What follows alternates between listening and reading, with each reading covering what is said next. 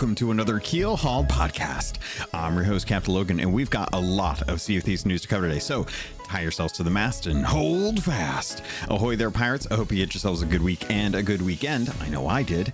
This week, we're going to be talking about the latest Sea of Thieves news video. You guys are going to want to tune in for this because there's some stuff that may have happened that you may not be aware is coming in November and December. So sit back, relax. Let's get into it. But before we get into any of that, I have to thank the patrons. They're the ones that went over to patreon.com/Keelhauled podcast to support this content. We're having more and more folks join up to the Patreon, especially for joining into the guild. If you have questions or concerns, feel free to let me know. We are opening up the second guild. That will eventually fill up and I won't have any more room. If you are a patron and want to be invited into the other guild, just let me know. We have to work out the whole mutual partnership thing with like adding each other on Xbox to get the invite, and you got to make sure that your Patreon and your Discord are linked up so I can see you in the actual Gold Hoarder channel. Like there's things that you want to make sure that you're doing, but everyone that has had a pretty good time so far, and I want to make sure that continues to happen. So thank you to People's Republic, El Cute, Balls, Blue Turtle V1, Captain Chonky, Captain Hayes, Chateau Noof, Super Pack, Zombie Killer, Cloud, Cosmic Johnson, Static Mirror, DA Gaming, Davram TV, El Jefe Esteban, Fergatron, Godhammer 6, I'm Dependent Now, Trickster, Jorby Jorbs, J Hood, Carl Embo, Kazia the Aficionado, Cryptic Slayer, Lumpy SRQ,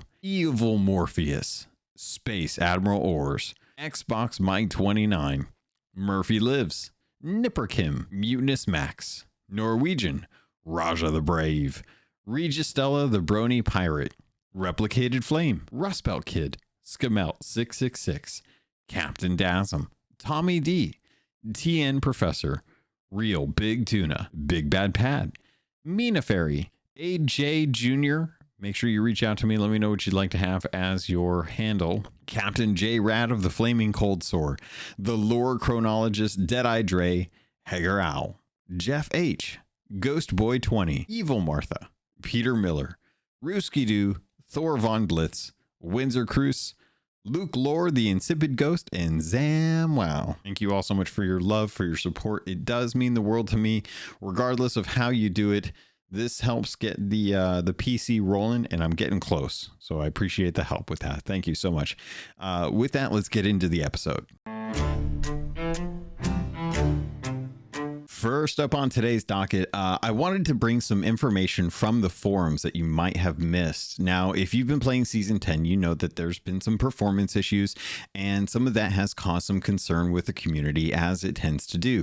A lot of folks are not clear as to what is causing these issues, and the team is currently working on it.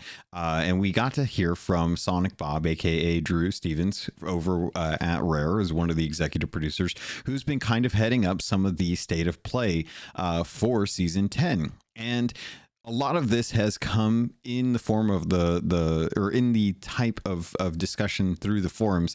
And we've actually gotten some really good discussion points that I wanted to touch on. So I'm going to read from a couple of the excerpts from the forum post. But if you're curious, it is just the Season 10 State of Play Update Part 2, which I'm going to be talking more about as well, too, in the Season Sea of Thieves news update video that we'll kind of get into later in this episode. But I wanted to get these out in front so that you can kind of be aware of what's going on. So one of the questions came in from the community members on the forums and says, so are the servers just being run on badly outmodded hardware, or is the code badly damaged by having to support outdated consoles? Which of these things is going to be changed? I'm definitely up for abandoning old console support, as they can barely run the game anyway, and people should have moved on by now, especially if it limits the game as it does. Now, if you're not familiar, this is a sentiment that I think a lot of folks have right now. I am in favor of it if it is something that is holding it back, but that's because we're 3 years into the new generation and we don't quite know like how the system works.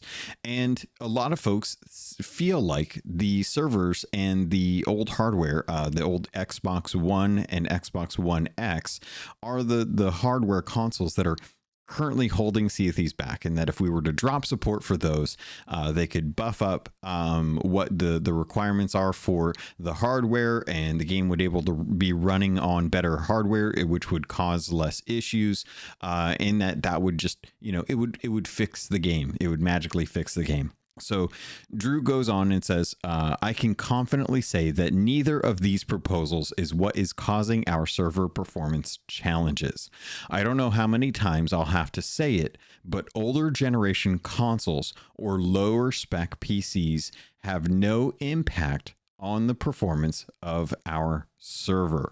So it's nice to hear that what is going on right now is a code issue. This is part of the trouble with just having an online game where servers are running on Azure cloud servers right now, and it's unclear as to what the actual the actual problems are that they're working on, other than it is a code issue. It's not the hardware right now.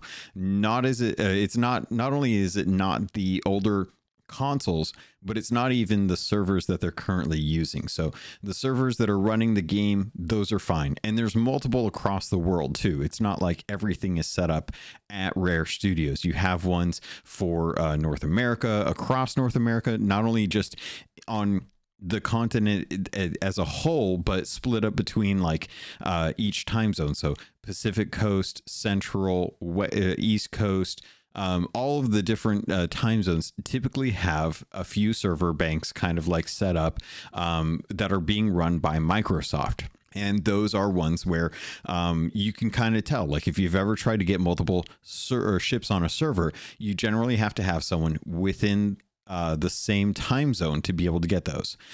So knowing that it's not the servers, knowing that it's not older consoles or lower spec PCs, is reassuring to hear from my perspective, from the devs themselves, because it means that what's going on right now can get fixed and isn't going to be something where, they just have to ask everyone to upgrade to Xbox Series consoles.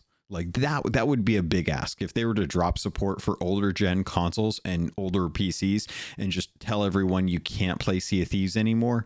That would be a big bummer. So the fact that isn't the issue that's going on with the performance for the servers is reassuring, because it means that the folks that have older consoles or have older PCs are not the ones that are holding everyone else back, and that it's not actually the servers themselves. It's the fact that it's the code that is being implemented for their server architecture. Whatever that is the thing that they will have to work on getting fixed. Now, thankfully, there are quite a few new devs into the Microsoft family, and a lot of them do have experience with server structure as well as Unreal Engine 4. So there may be a good chance that thanks to the acquisition of Activision Blizzard King, there might be some techs who are familiar with some of the issues that Rare might be actually running into. And if it gets escalated to the point where, Phil has to put out the memo, hey, anyone know how to write code for Unreal Engine 4, this version on Azure servers running this game? If you have any expertise on or advice on what they can do to kind of shore up the performance issues, please RSVP. Something like that. I'm not saying that has to happen. I'm just saying there's now more opportunity than ever to be able to fix that. And the fact that it's not hardware means that eventually it will get fixed, but potentially could get broken in the future as well too. One of the other things that Drew brought up in the forums that actually came into the Sea of Thieves news video is actually resulting from the latest changes with combat. The quick swap, where you can sprint and animation cancel your gun to be able to get your next shot in after the initial shot in, just slightly faster than if you were to naturally swap weapons. There's a bit of information about the things that they're looking at right now, but the forum post that we got in says This one came in from the community member, says that's cool and all, but please take another look at the state of gunplay. I understand that removing quick swapping was the goal, but you unintentionally nerfed double gunning for people who didn't even use quick swap. Sprinting is a very needed part of combat, especially when dealing with swords, but the new update punishes you for sprinting. The timer is now twice as long if you try to sprint while swapping guns. Surely there is another solution that removes quick swapping without making the combat overall more clunky. And Drew wrote back in and quoted this and says, hey, I hit this in my previous post, but the team are working as a priority to remove this newly introduced wield delay after switching weapons and moving. This is all added level of clunkiness into the experience that we're working quickly to remove. And he went in to talk about this in the news update as well too, that this is something that was unintended, that because of performance issues with the servers, they are trying to nail down like what is causing this, and they are going to continue to work on trying to make sure that the quick swap is dead, that exploit is no longer available to double gunners who want to quick swap, but it doesn't punish people for wanting to use two guns and naturally swap, especially given the nature around the issue that they're talking about here with sprinting. That is a very needed part. You need to be able to get distance away from someone with a sword. You need to be able to do that quickly. The only way to actually do that is to sprint and jump around. And if you're going into this knowing that you're going to not be able to pull out your gun as normal speed, then it's going to be kind of a bummer to want to try and use, swords. You might, or two guns. You might as well just use a sword and a gun at that point, since you're not going to get punished for it. But it is nice to hear that this is something that they're currently working on, that they recognize it. And just to kind of reiterate as well too in the video that they are aware that people have been able to find workarounds for the quick swap fix. This is something that they are working on building a solution to, and that they plan on putting this into the insiders program so that it can get tested before it gets pushed out as a live update. It was a little bit of egg on their face in this case, where the fix came out and then immediately people were able to see that there were other ways to work around it. The workarounds are ridiculous, and I can't believe people are actually doing that, but it is still technically faster with the type of workarounds that they're doing. So people are finding ways around the fix. And he says that, as long as people are finding them, they'll keep fixing them. And that's a good commitment to have if you're going to be serious about this type of an exploit.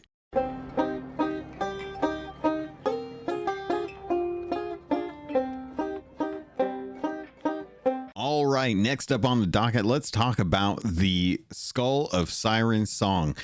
This is the new world event that is coming to Sea of Thieves. It is an opt-in. This is going to be a very interesting type of PvP event. This is about as close to, I would say, Arena 2.0 as we're going to get. There's no silver involved. There's no like boundaries. It's the entire Sea of Thieves world. The way the Siren skull works, it is in a chest that you have to be able to dig up. So the way this is going to work is when the world event pops, there's going to be a note that shows up on everybody's main mast, whichever mast has the crow's nest. If you got 1, 2, 3, doesn't matter how many masts you got, the one that's got the crow's nest, this is going to show up on there as a ghostly note with a little dagger in it. Think like a la Hook. You can vote to join into this world event. You have to opt into this. You cannot just willy-nilly jump in, see a thing, and then go after them and get it and steal it, and boom, Bob's your uncle, you got gold. And I'm not going to tell you how much, but it's a lot. When you opt into this, you then get 2 maps. These 2 maps are the same for everyone that opts in. So if there's 5 ships on a server and all 5 opt in, every single crew gets 2 maps. Those 2 maps will direct you to go and dig up the chest and the key. When you have both, you will put them together. Big surprise. You will then open up the chest, which will reveal the Skull of Siren Song. The Skull of Siren Song will then give you a big swirly blue beacon that if you watch the Sea of News trailer video, you may recognize that. It's a brand new thing into the game. And you're going to be marked on the map. So you have to take it to the big swirly blue thing in the sky, which is where Briggsy is going to be. Now, only people, as far as I understand it, only people who have opted into this will be able to see where the turn in is. If you came into the server after the chest has been opened, you will not be able to find out where the chest or where the skull goes. You can use the skull as a weapon. You can turn it in. I have no clue how the value of that works yet, because we haven't gotten a chance to actually like test it, or not test it, but like to actually see it in practice. But I'm assuming that the value will most likely go down the way the Ashen Lord skull loses value the more you use it. So this one's more of like a bubbly kind of breath that comes out that does, or no, it's not like bubbly. It's like a frost breath, as far as I know, or like I guess a water spout. I guess if you really want to get technical about it, it's like a water spout. But you will be able to use that as a weapon. Once you have the skull out of the chest, you now sail at a slower pace than natural. I have not seen any tests on this. I have not been able to test out like how does it compare to a regular galleon sailing full into the wind on a sloop with this sailing into the wind. I have no idea what the speeds are.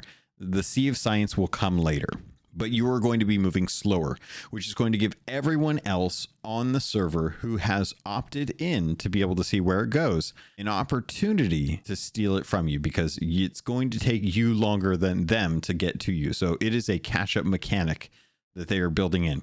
I don't know how this is going to work as far as like being able to catch up to people. We'll have to see like how much slower it is, but I imagine it's going to be slow enough to where you're going to notice it. Once you have turned it in, the world event is done. Now, I don't know how the world events are going to work outside of this one. We haven't learned that yet. So we're not sure, like, will a Fort of Fortune pop if this has been in progress for a while? Because someone may be holding on to it for a long time.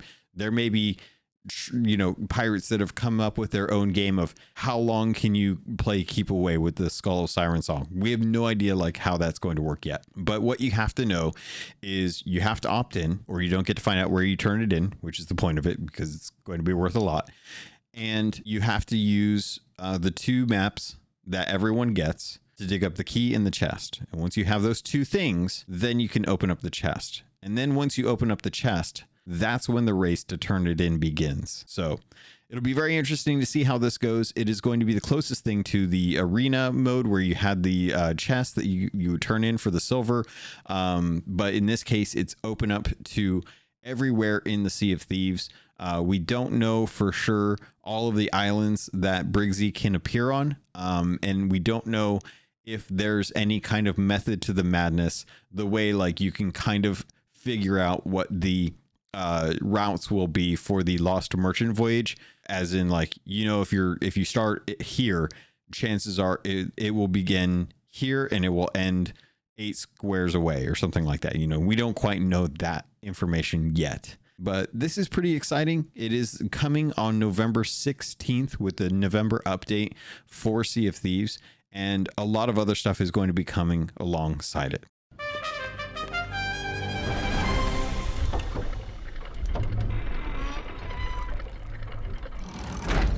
Next up on today's docket, let's talk about that November 16th update. There is going to be a rebalancing for the guild reputation. Drew, without further ado, which I appreciated the cocking of the gun joke in the actual video. There was an update from Drew that talked about the rebalancing of hourglass reputation gain versus treasure hunting for guild reputation. If you know by now, or if you've been sailing around, you might have noticed, if you've done any hourglass, that reputation earns a lot faster than just going around getting treasure and turning it in for guild reputation. This was an unintended consequence of not having enough testing or misgauging how much treasure hunting would be done for guild reputation. As such, on November 16th, the rebalance will come in that will better align treasure hunting gains for reputation for your guild compared to hourglass reputation gains for your guild. They should equal out. So those of you who don't like to do hourglass can now progress your guild levels at the same rate that hourglass people were doing. So those should be in line. As such, there was an exploit that happened that has been fixed, where people were able to get themselves onto the same server and after a loss stay on that server, so you could do another hourglass challenge with the same crew that you did, which in turn resulted in people farming losses and wins for guild reputation. As such, many of the guilds that have received their first 100 levels are doing so using this exploit. Those are going to be reverted. Any of the people that were exploiting hourglass duels to be able to gain reputation for the guild, to get higher in levels, to get that first kind of notch on your icon on the little mast, those are getting reverted. And I'm fine with that because I didn't do it. But also because if you're going to exploit it in the sense that folks are able to work around the intended achievements in the game, Rare's probably going to look at that and hold true to the pirate code. One of the other things that Drew talked about was server performance. As mentioned in the previous update at the beginning of the season, they reduced the player and ship limits for the servers, but they are still seeing strains on certain high population servers. As such, they are continuing to further work on improving the experience before raising the limits of ships and player count. I definitely see where they're coming from this. I personally am okay still with the 5 ships per server. I think 5 is important. I think 6 is nice. But I think 5 servers gives a little bit of kind of breathing room for performance in case someone's loot stacking. Then that can kind of, detract away from certain people being able to like move around on their ship without it just being really, really glitchy or really framey. So I'm glad that they're working towards getting back up to 6. I think 6 is a good way to ensure that everyone's going to eventually run into someone on the seas in a relatively short amount of time. They've always got that kind of timer in their head that they want players to interact with each other. Roughly about 20 to 30 minutes, you should be seeing another ship on the server. And if you're not, then it's kind of detracting away from that PvE nature that they want for the game. So they have said that they are working on the performances for the servers. And going back to the earlier comments that I made at the beginning of this episode, we know now that it is not a hardware-based issue, both on the client and the server side. This is purely software. So it will just take a matter of time of them pinpointing the issues that are causing this server performance to drop, and then be able to work towards that and fixing it so they can eventually get players back up to the 6 ships or 24 total players per server. One of the other things that's coming with the November update is a new redesigned hit marker.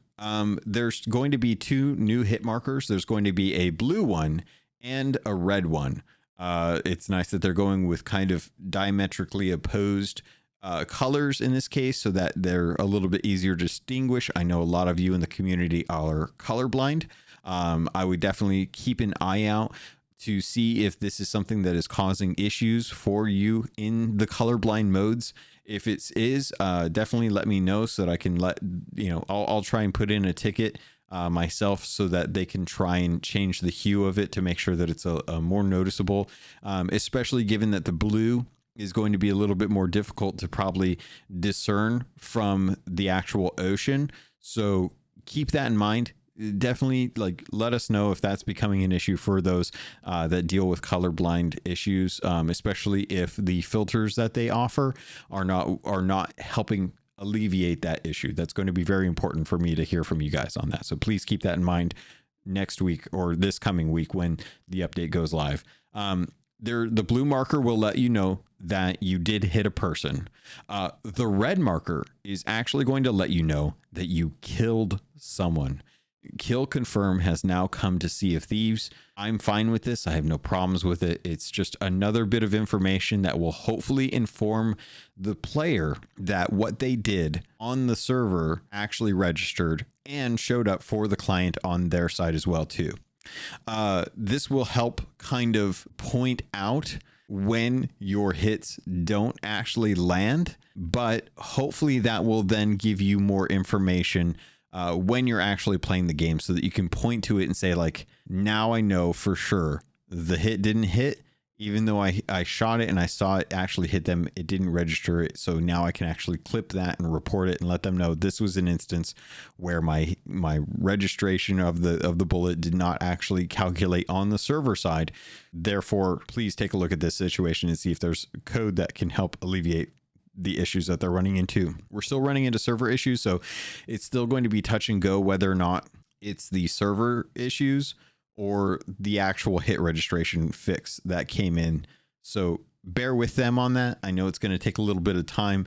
Coding always takes a couple stints to kind of address certain issues, but the sooner they get those reports in, the sooner they can take a look at the code and actually start working on like what the fix for it's going to be before it gets pushed to testing, before it gets pushed to insiders, before it gets pushed to live. So it's always going to take a little bit more time than you think. It's not like an instant fix.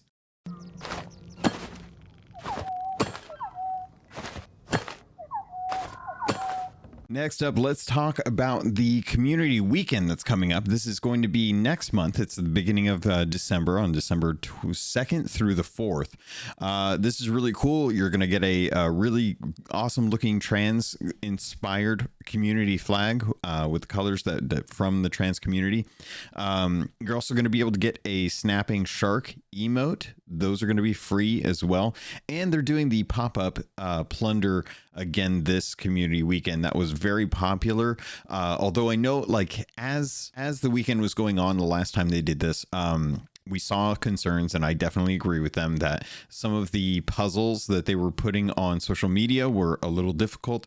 I honestly wouldn't mind there just being something that if you were in Sea of Thieves and something came up, you know, like a beacon or something, or maybe like a quest got added to your voyage wheel, you could see it, know where it's going to be and stuff like that, and it would take it away a little bit from social media and move it to like in game, if that makes sense. So I'm glad that they're doing this. Community weekends are always great to be able to get hourglass reputation, going to work on guild reputation, things like that.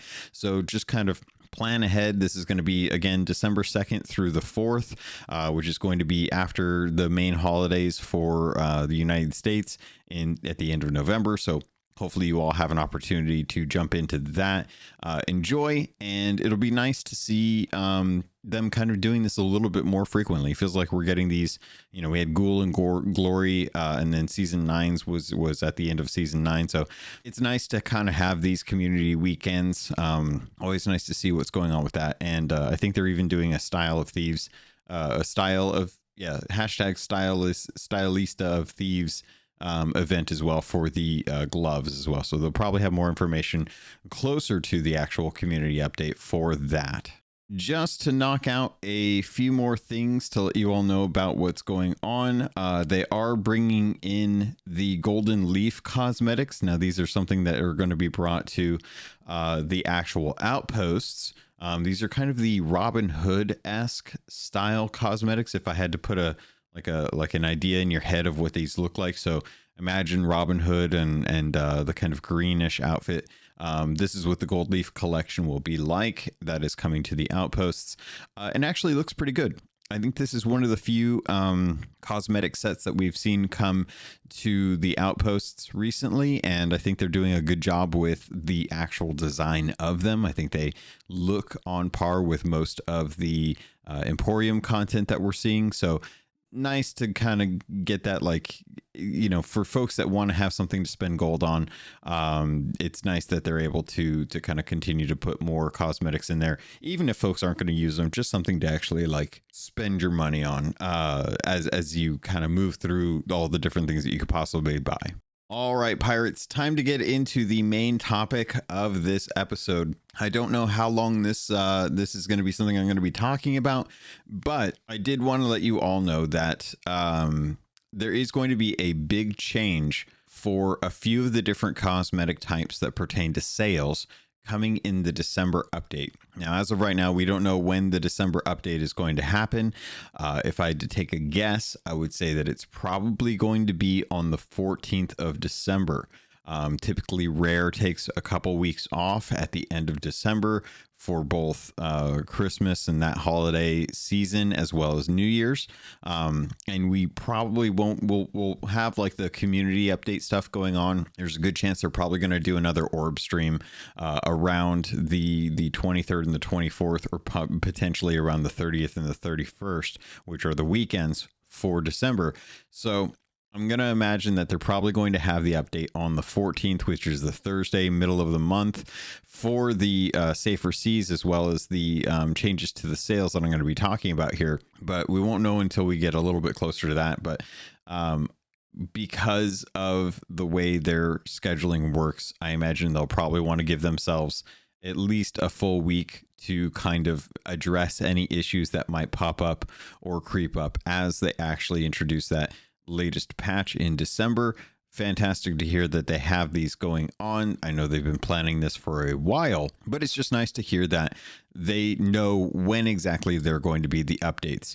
And December is actually going to be the marker for the end of season 10. At the beginning of season 11, we should be able to start off at the beginning of the month for January, in sometime in that period. And hopefully they're able to accomplish that. Hopefully they're able to, come back from vacation, have some news about what's going to happen with season 11, and then actually have season 11 kick off at the beginning of January, similar to the way that we had October being the beginning of season 10. So let's get into what's going to happen in the December update with the sales. There's going to be some changes coming to a few different types of sales. The Dark Adventurer sales being the prominent one, and the Lunar Festival sales being another one.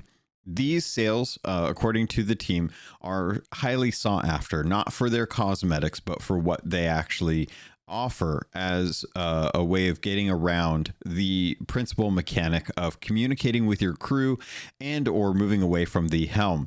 Helming right now with some of these different sales offer greater visibility to the person at helm than originally was intended. If you use any other sales than the few that they've kind of noticed going this way with them trying to have more unique looks to them, you'll kind of notice that they do give a better horizon line for the helmsman, which means they don't necessarily have to rely on their crewmates or stepping away from the actual helm to be able to address like where they're sailing and what's in front of them.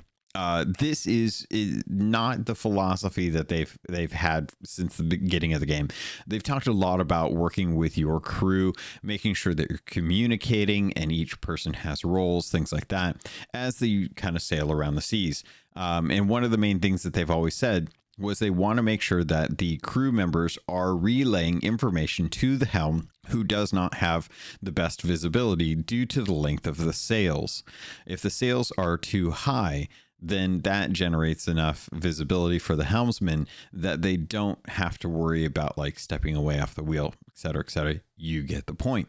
So why the DA sails and the Lunar Festival? Because of the way they're designed, they are currently offering this bit of information without having to commit to or communicate with your actual crewmates. And in some cases, you don't actually have crewmates. You can just sail around and not have to worry about like going raising the sails a little bit is kind of like the main one to actually kind of use in some instances, especially with the galleon. It's much easier just to actually have like the mid sail pulled up a little bit, whereas with the lunar sails, there's a little notch that's kind of in the middle of the sails due to the unique cut of those, and those are ones that are actually costing ancient coins. Now it's funny to me that the Lunar Festival ones are the ones that you actually have to spend real money on.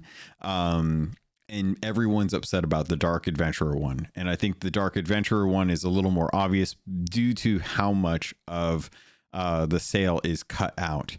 Now I've seen a bunch of memes go around. I've seen a lot of people like both happy and upset about this. I even ran a poll just over on Twitter just to kind of get a gauge on what people thought of this, if they thought it was a good thing, if it was a bad thing, and just to get like data. I didn't even necessarily want to like voice my thoughts on this. And it was pretty split. It was 159 votes, which is not a whole lot. It's a small pool of votes. But it was about 50-50. It was 49.1 to 50.9. So it's split down the middle about those people who bought the DA sales. And the reason I asked that is because it's over 8 million gold. It's a lot to put down for actually having that visibility.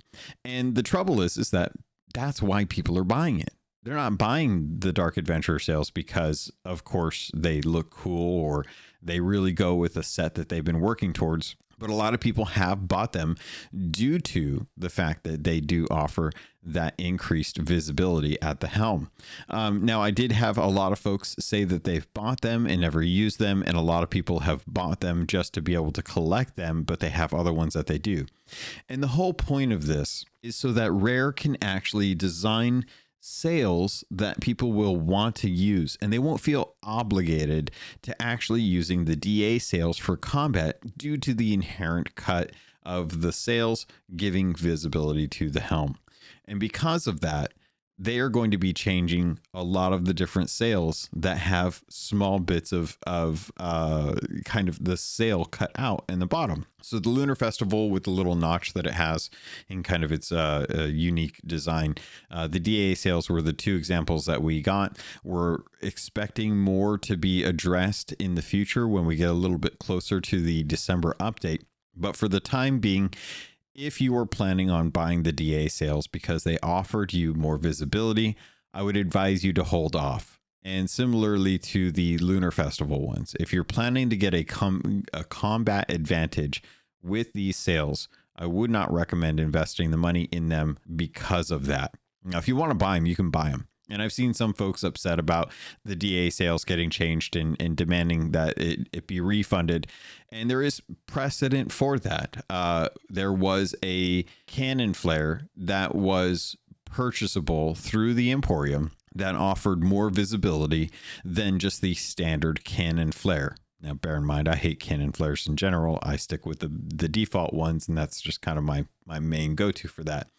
But these Canon Flares offered more visibility than the standard ones. And as such, a lot of people bought them because of that.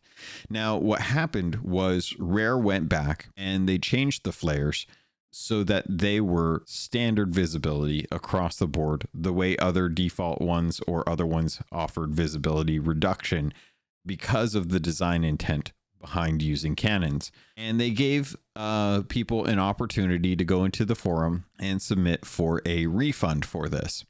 Now, we haven't heard anything about the DA sales or the Lunar Festival ones, which are actually ancient coin purchasable. You can actually purchase them with ancient coins, which is the currency they use to transfer real money through their store, like some sort of laundering outfit. But they may do another thing like that. They may not. It's kind of up to them about how nice they want to be about this, because you could probably get away with saying that you bought these for the tactical advantage and Rare had never addressed it.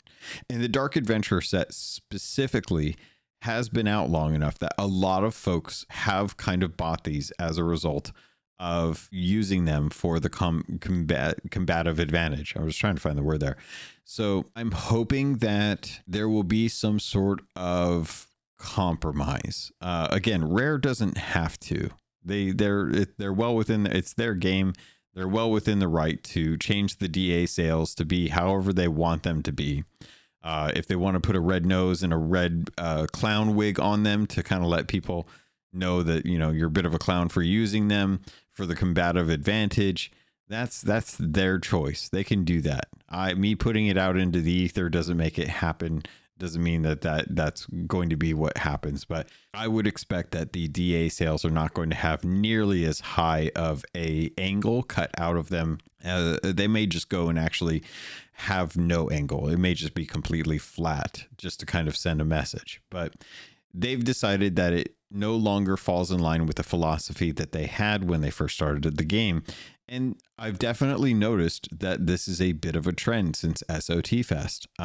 Talking with the devs, seeing their messaging that they have, they're starting to really crack down on some of the things that have been used to either gain advantage or exploit combat in some way. And you might be wondering, like, well, why now? What sparked this? And I think a lot of it comes from the hackers. I think a lot of the hackers have driven people to focus more on combat. And as such, things that have been sliding by for the sake of ingenuity or uniqueness when it comes to cosmetics are starting to kind of like crack down. Now, I don't know if they're going to go the full gambit here, and they're going to like address the fact that blunderbusses that have shorter muzzles fire faster. I don't know if they're going to go that far, but it's definitely clear that they're trying to shore up a lot of the assumed things that people use, or people in combat have learned and tried to use to kind of get an advantage. Because at the end of the day, you always have to keep in the back of your mind as a part of this community that Sea of Thieves does not embrace any kind of power leveling. There's no scalable amount of damage that you can earn in this game. Everyone has the same amount of power with the weapons that they're using. The only way you can augment that is either through knowledge or secondary items like kegs, blunder bombs, fire bombs, things like that are going to be the only way. Cursed cannonballs, chain shot, wraith balls, those are going to be the only way that you can augment your power, and those are finite resources. So it's expected that you should only be able to turn 1 or 2 battles with the resources that you have. Now, when it comes to weapons, those should all be on the same playing field, all the same level. Should no question across the board. So when it comes to cosmetics, yes, they should probably take a look at blunderbusses and figure out why the Sailor blunderbuss fires faster than the Dark Warsmith blunderbuss, or name the Midnight blunderbuss. Come up with your own reasoning for it, but whichever one you decide to choose. But yes, they should take a look at that, because that is it's an unintended combat advantage that people have learned. Similarly, the sails, you were not meant to have as much visibility. That's why all of the sails normally have like a certain amount of blocking for the helm, and certain sails have gotten around that, and people are focusing on that so much because of the advantage. Rare is starting to address this, and they will continue to address that. And I will continue to let them know if I find things like that, because the more even the playing field is, the better it showcases your skill as a sailor. If you're having to use DA sails, you're cheating yourself of the victory that is earned off of the backs of hard work, good communication, and knowledge. If you have those things, you don't need those other things. You can still win these fights without the DA sails. Yes, it may take a little more time to communicate with your teammates, or you might have to roll up your sails, or maybe let go of the wheel to get some more information. But if you're a solo player, you should be doing that anyway. You should be constantly moving on that ship. It's easier to get sniped if you're standing at the helm, if you're solo. But if you're a galleon, you have crewmates. They should be able to help give you information, and you should be looking to shift your role from helm to cannoneer, or repairing top deck. there are things that you should be doing outside of that in combat to not just be sitting on the wheel. That is probably going to be the least amount of help that you can provide your team when it comes to syncing other crews, because once the wheel's set, there's not too much you really have to adjust for. Unless you're planning on making a move around stuff, there's always going to be things that you will be doing, but genuinely, most of the time, you should be good setting the wheel, going down, getting a few shots on, getting more food, picking up wood, whatever you need to do to kind of make sure that you're contributing a little by little to the victory with your team.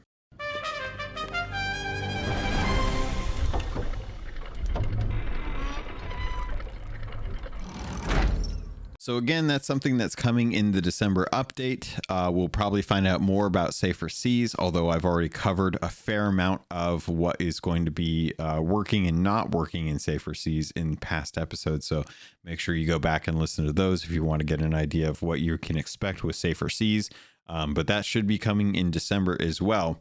And I'm very curious to find out if we will start to move back towards some of the story of Sea of Thieves, with the introduction of the new Skull of Siren song into the world event queue, and bringing Briggsy back as a ghost now. It'll be very interesting to kind of see where does Rare pick up the story, because I think that the story has taken a sharp left turn at Albuquerque with the Monkey Island content, and I'm ready for us to turn around and head back to Phoenix. Like I'm ready for us to, let's go back out west and kind of address the wild flame heart that's out there burning everything to a cinder, with his weird son who has a really weird mask and is just weird in general. Last episode, I believe I talked about the comic that's available. The Search for the Sea Dog Soul, I think is what it's called. I can't remember, and I don't have it pulled up to be able to reference, so you'll have to trust me on that. Of course, I'm right, so don't bother sending in reports of me being wrong about anything.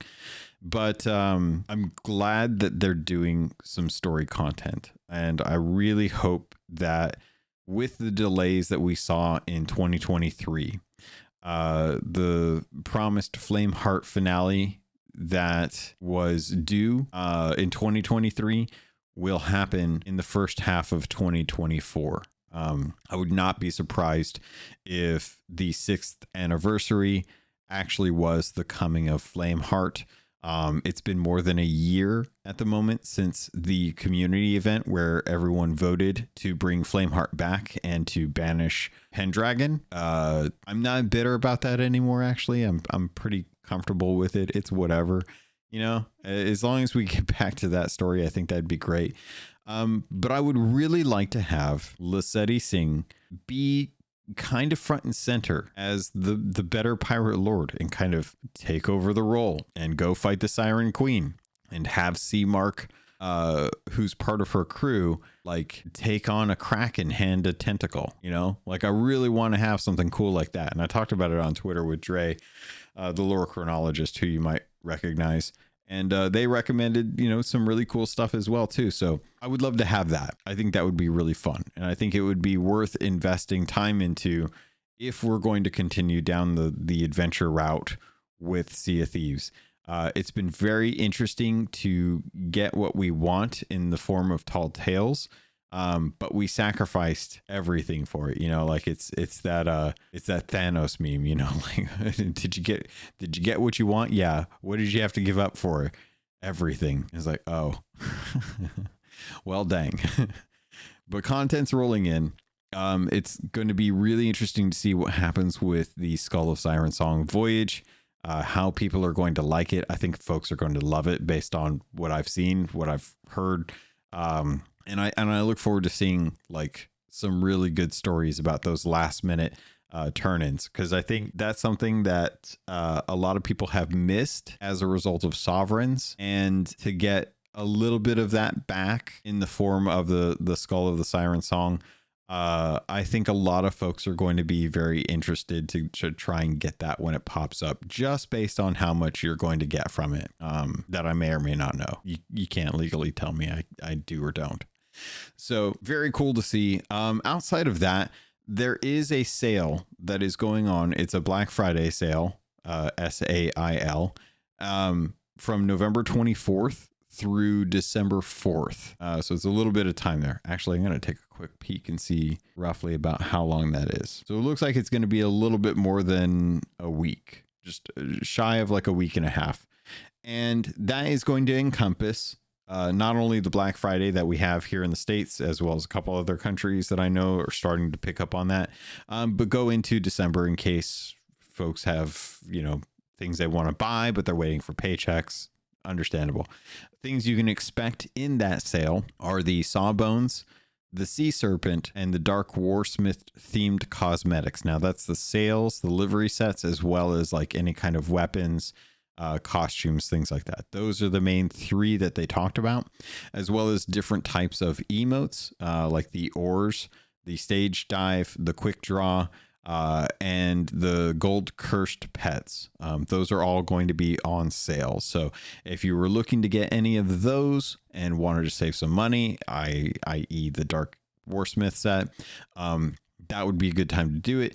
Additionally, the Down the Hatch emote is going to be made available for free. So remember, Black Friday, log into Sea Thieves, get your free emote. Hopefully you remember that. Other than that, they are bringing the Ravenwood ship set to the Emporium. Very beautiful set, as well as the weapons and the spyglass. The Festival of Plenty instrument and pets are making a return to the Emporium as well too, if you wanted to have those. And they're adding the Angry Scribe emote. As far as I know, that is not going to be free. That is going to be for sale. And that's pretty much it for the Sea of News video. Quite a lot of information, something I expected.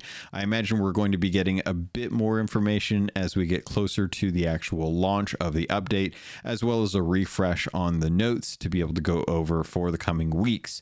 So, Pirates, that's going to do it for this episode. Thank you to everyone who's watching over on YouTube. The 5 of you, I appreciate very much. Make sure you like and subscribe there. I'm going to see if I can actually split up some of this episode into smaller chunks that people might actually watch more than just the podcast format that I put up on YouTube at the moment. If you're listening to this through your podcatcher of choice or Spotify, thank you. Consider doing a review for the podcast. Let me know what you think now that I'm 300 episodes in. This is episode 301. Otherwise, you're more than welcome to join up on the Discord or support me over on patreon.com/Keelhauled podcast, where I have a lot of folks who are just genuinely the bestest of best. And I really love my community over on Discord as well too, where you can find me pretty much all the time. Feel free to say hi if you want, or join up if you have any questions or concerns about Sea of Thieves and just want to know a place to go to chat with people about that. Always helps out. I think that's going to do it, Pirates. If you want to get a hold of me, there's plenty of ways to do that. Again, the Patreon, the Discord, or over on Twitter and threads at CAPT_LOGUN. The email for the show, CAPTLOGUN@gmail.com.